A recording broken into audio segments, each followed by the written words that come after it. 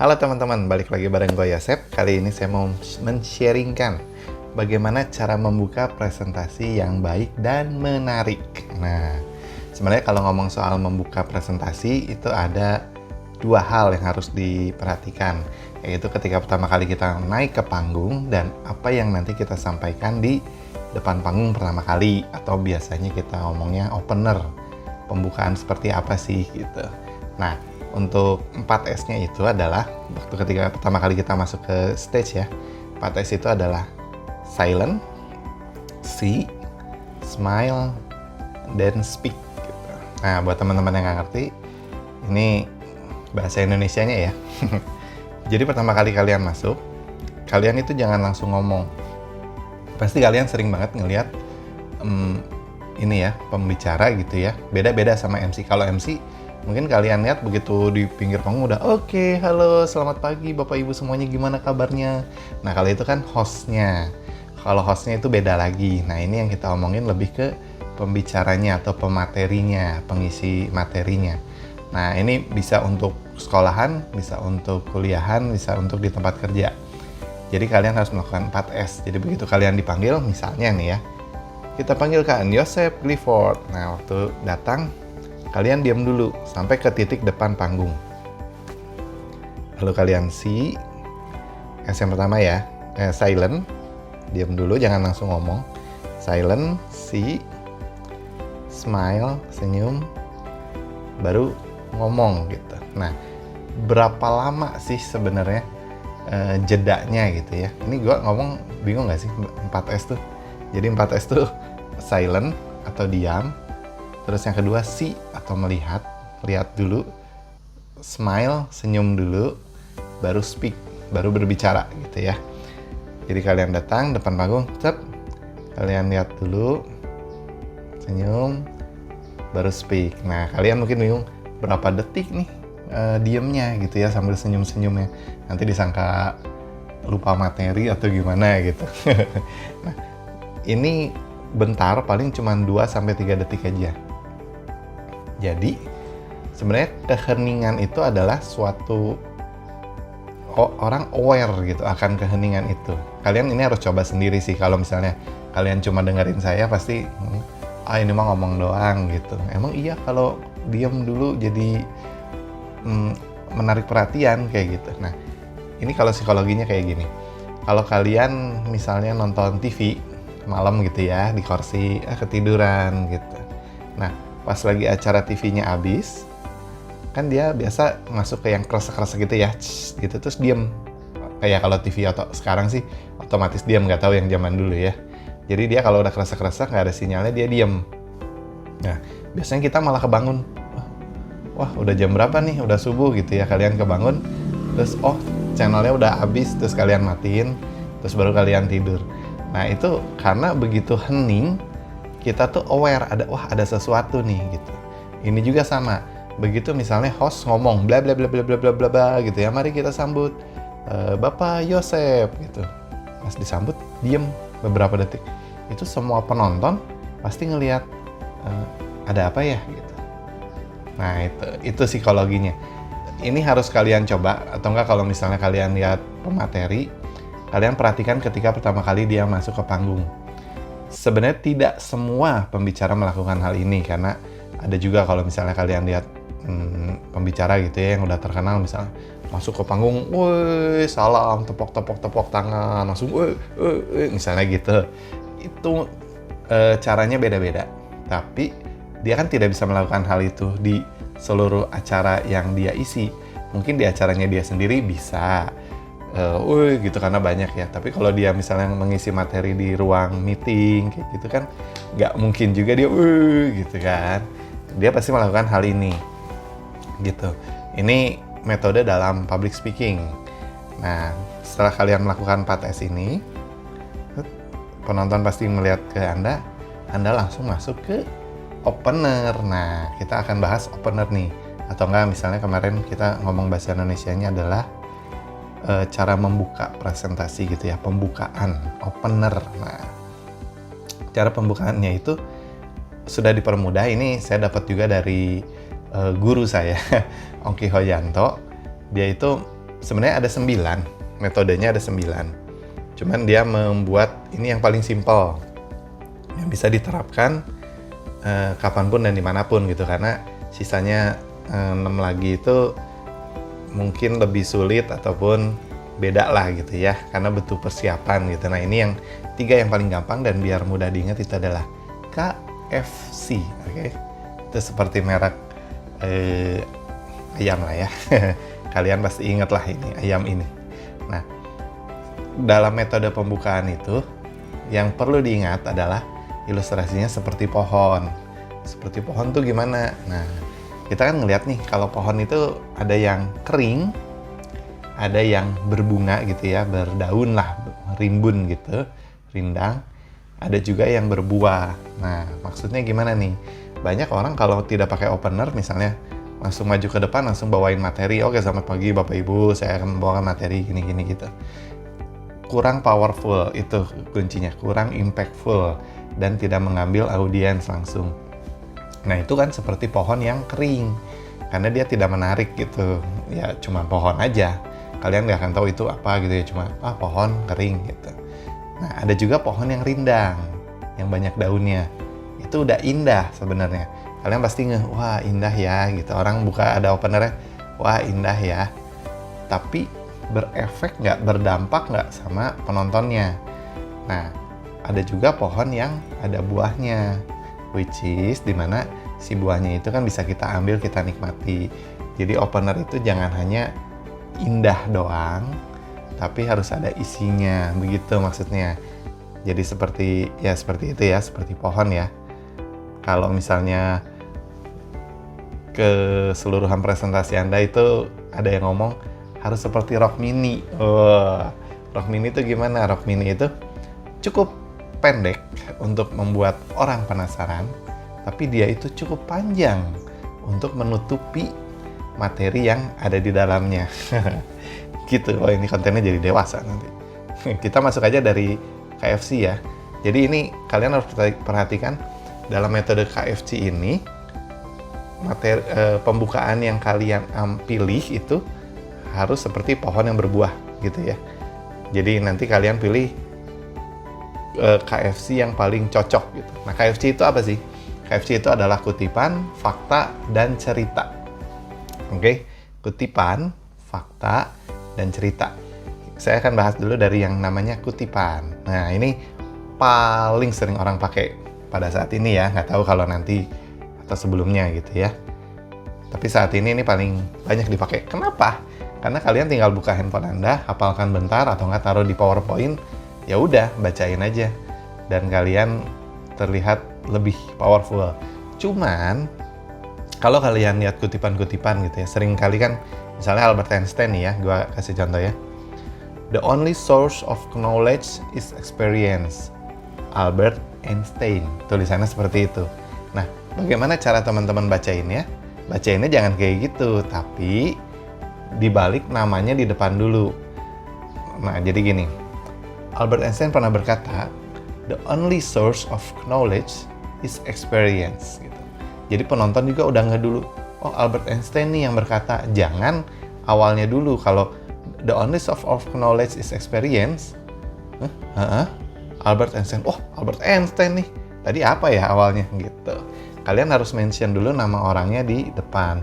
Dan kalau kalian googling, biasanya kan banyak banget yang Albert Einstein tahun berapa sampai berapa, baru ada tulisannya ya. Nah, itu tahunnya nggak usah disebut, oke? Albert Einstein 1900 ini gitu, nggak usah disebut. Jadi Albert Einstein pernah berkata, the only source of knowledge is experience. Nah, kayak gitu. Lalu kalau misalnya penonton kalian, misalnya audiensnya tidak terlalu fasih bahasa Inggris, kan pasti mereka, oh Albert Einstein nih, tapi apa sih ngomong apa? Nah, kalian boleh masukkan bahasa Indonesianya. Ini misal yang lain ya. Soalnya saya takutnya salah kalau nerjemahin. Walaupun saya ngerti, tapi nerjemahinnya takut salah. Ini yang lain. Oprah Winfrey pernah berkata, failure is another stepping stone to greatness. Kegagalan adalah sebuah batu pijakan menuju kejayaan. Selamat pagi, bersama saya Yosep. Dalam 10 menit ke depan, saya akan menjelaskan bla bla bla gitu. Jadi, si orang pentingnya dulu, lalu kata-kata bijaknya atau kata-kata cantiknya, baru terjemahannya, oke? Kalaupun misalnya kalian, wah ribet bahasa Inggrisnya belibet, mulut saya nggak biasa gitu ya, mulutnya nggak biasa gitu. Nah, kalian langsung bahasa Indonesianya aja, nggak apa-apa juga, karena orang nggak akan, kayaknya Oprah Winfrey nggak pernah ngomong bahasa Indonesia tuh, nggak akan kayak gitu. Jadi kalian langsung aja misalnya, Oprah Winfrey pernah berkata, kegagalan adalah suatu batu pijakan menuju kejayaan. Selamat pagi, dengan saya Yosef. Dadah. Gitu. Oke? Formatnya seperti itu. Itu membuat, ini sebenarnya kan nggak ada, namanya juga seni berbicara, nggak ada patokannya. Cuma kita membuat ini lebih powerful gitu. Ini sesuai dengan yang dibikin di Public Speaking Academy. Kayak gitu. Jadi bisa bahasa Inggris, bisa bahasa Indonesia. Dipastikan penonton Anda mengerti apa yang Anda berikan. Itu sih poinnya. Jangan sampai kelihatan keren, tapi penonton nggak ngerti apa-apa. Oh iya nih, kayaknya bagus ini, kayak si pohon rindang itu. Tapi buahnya apa ya? Nah gitu. Oke, kita masuk ke yang kedua, yaitu fakta. Nah, fakta seperti apa sih? Sebenarnya fakta itu, ini bisa dipertanggungjawabkan. Kalau orang googling nyari pun ada lah, istilahnya begitu. Ataupun kejadian yang sudah lama, yang orang udah pernah dengar tapi nggak ada di Google, tapi tahu kalau ini tuh fakta gitu. Karena kenapa? Karena kalau fakta orang jadi, oh iya ya betul ya, tapi kalau ini cuma hanya sekedar cerita rakyat, nah kan itu kan cerita doang, kayak takutnya seperti itu. Takutnya disangka materi Anda itu mengada-ngada gitu. Nah, fakta yang seperti apa? Faktanya ini harusnya mengejutkan. Mengejutkannya gimana nih? Nah, misalnya kayak gini ya. Gue cobain bawa cerita yang biasa teman saya bawain. Misalnya kalian diminta untuk materinya seks edukasi gitu ya, edukasi seks. Nah, kalian bisa dipanggil, selamat siang teman-teman, mari kita panggilkan Bapak Yosef. Di suatu daerah, di daerah Jawa Barat, jika curah hujan sangat tinggi, itu sering sekali terjadi banjir. Banyak juga masyarakat yang menyalahkan dari gorong-gorongnya, selokannya, yang katanya kurang besar. Pada suatu ketika, hujan itu sangat deras sekali, dan banjirlah terjadi. Lalu rakyat di situ meminta pemerintahan untuk mengecek apa sih yang jadi penyebab. Akhirnya mereka keliling tuh. Dan kejadian ini adalah di Jatinangor. Mereka keliling, melihat gorong-gorong, ternyata banyak sampah yang membuat mampat. Oke, mampat sampai akhirnya meluap, jadinya banjir. Begitu diambil pakai pengeruk tuh, banyak sekali satu jenis sampah yang kalian pasti tahu. Kira-kira apa? Oke, nggak kepikiran? Dan ternyata itu adalah sampah kondom. Oke, itu karet, bukan permen karet, itu kondom. Jadi kondom itu saking banyaknya dibuang ke kali, ke selokan, dan akhirnya membuat menjadi mampat.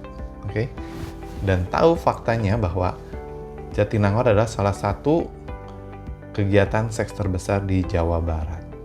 Wow, karena di sana banyak sekali mahasiswa dan lain-lainnya yang membuat itu banyak perilaku seks.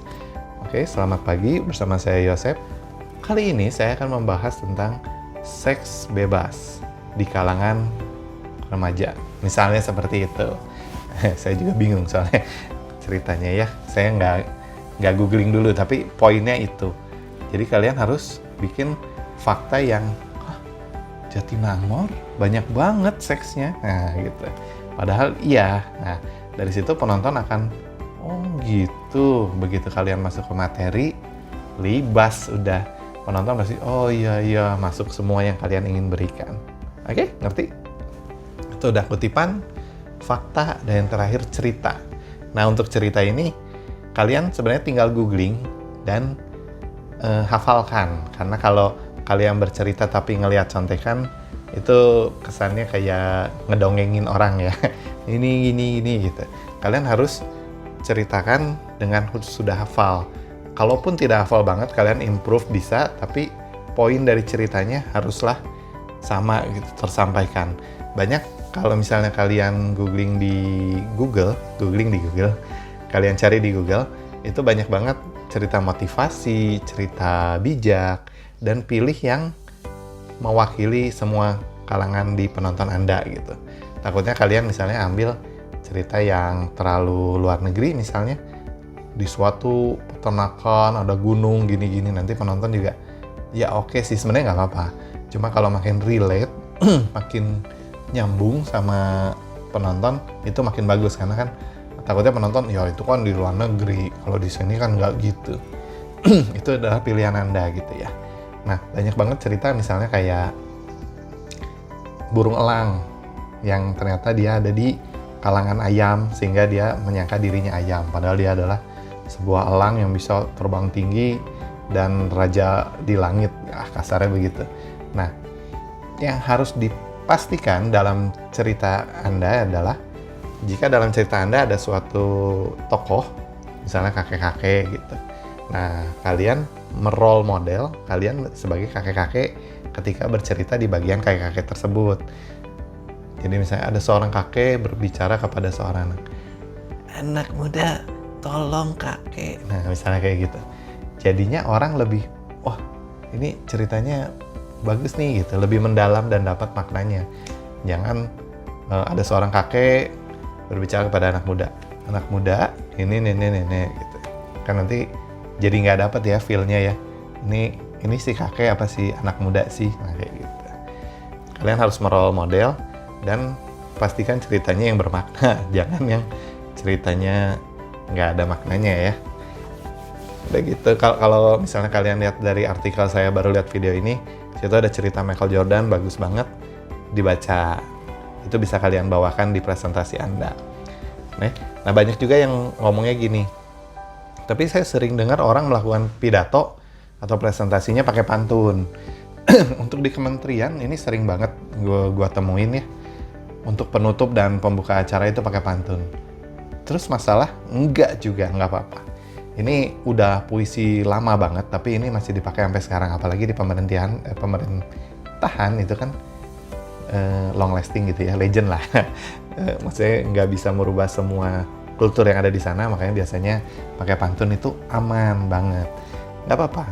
Nah, untuk pantun saya ngejelasin dikit aja ya. Biasanya yang paling berpola itu kan terdiri dari 4 kalimat, 4 baris lah. AB, AB biasanya gitu. AB-nya tuh apanya sih? Itu ejaan di paling akhirnya. AA, BB misalnya gitu. Atau enggak AB, AB. Kalau enggak AA juga ada. Itu tergantung kalian menyusunnya. Yang 2 ini lampiran, yang 2 lagi selanjutnya adalah isinya. Misalnya, gue bacain ya. Buah salak enak rasanya. Serat tanda pohon